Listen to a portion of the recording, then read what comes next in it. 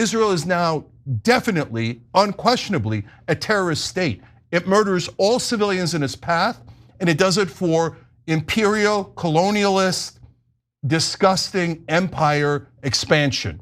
And so it's, if you can't see what's happening in northern Gaza, you purposely blinded yourself because you are a tribalist and you think my tribe's lives are 10,000 times more important than these ants, these insects, these Palestinians whose lives don't matter at all. Please, Israel, murder more of them because we haven't murdered enough of them. That's what's happening in Israel now. It's textbook ethnic cleansing. This is, I mean, I think it's pretty clear. Look, the Armenian genocide was way worse because there's so many more people involved. 1.5 million. That's right. So, and what Bashar al-Assad did in Syria is worse because there were so many more people involved and he killed so many of them, right? But this is as clear a case of ethnic cleansing as I have ever seen.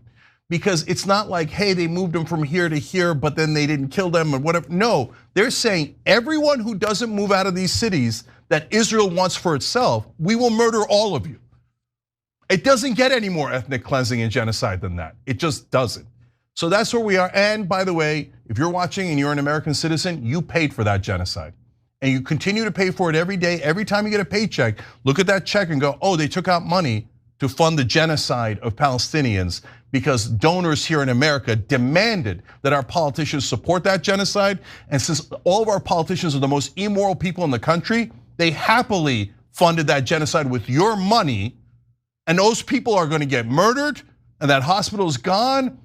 You know what happened in the latest bombing? A 2-month-old to a 20-month-old, of course, baby after baby. Now the babies are freezing to death. Yeah. And so they're saying that there's the injuries that are a huge problem, malnutrition, which is a huge problem. The UN cannot get aid trucks in. Israel's blocking all the aid trucks. None have come in since December 26th. Every time they ask for permission to bring in food or medicine, Israel says no. Why do they say no? Because they're in the middle of murdering everyone in northern Gaza.